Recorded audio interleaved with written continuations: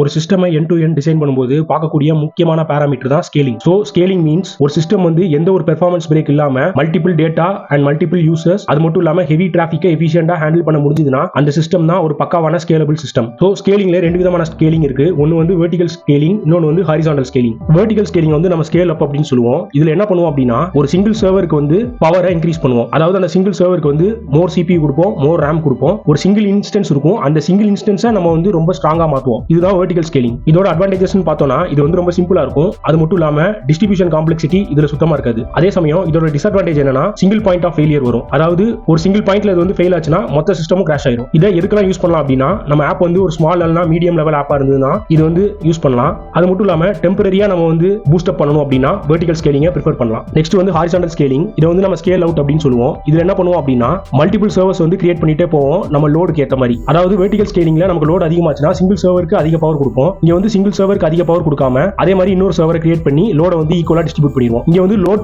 Balancer வந்து ஒரு key role play பண்ணும். இதோட அட்வான்டேஜஸ் பாத்தீங்கன்னா இதுல வந்து நம்ம ஸ்கேலிங் வந்து அன்லிமிட்டடா பண்ணிக்கலாம். அது மட்டும் இல்லாம ஜீரோ டவுன் டைம் டெப்ளாய்மெண்ட் அப்படிங்கிற கான்செப்ட் வந்து இந்த ஹாரிசான்டல் ஸ்கேலிங் மூலமா நம்ம அச்சீவ் பண்ணிக்கலாம். இதுல டிஸ்அட்வான்டேஜஸ் இருக்கு. அதாவது டிஸ்ட்ரிபியூஷன் காம்ப்ளெக்சிட்டி கொஞ்சம் அதிகமா இருக்கும். அதை நம்ம எஃபிஷியண்டா ஹேண்டில் பண்ணணும். அது மட்டும் இல்லாம செஷன் ஹேண்ட்லிங் வந்து ரொம்ப முக்கியம். அதையும் நம்ம ப்ராப்பரா ஹேண்டில் பண்ணணும். இதை எங்கெல்லாம் யூஸ் பண்ணிக்கலாம் அப்படின்னா மைக்ரோ சர்வீஸ்ல இது கீ ரோல் ப்ளே பண்ணும். அப்புறம் நம்ம சிஸ்டம் வந்து ஹெவி டிராஃபிக் சிஸ்டமா இருந்ததுனாலோ இதை யூஸ் பண்ணிக்கலாம். அது மட்டும் இல்லாம ப்ரொடக்ஷனுக்கு ரொம்ப யூஸ்ஃபுல்லா இருக்கும் ஹாரிசான்டல் ஸ்கேலிங். இதுதான் வெர்டிகல் அண்ட் ஹாரிசான்டல் ஸ்கேலிங் உள்ள இருக்கிற டிஃபரன்சஸ்.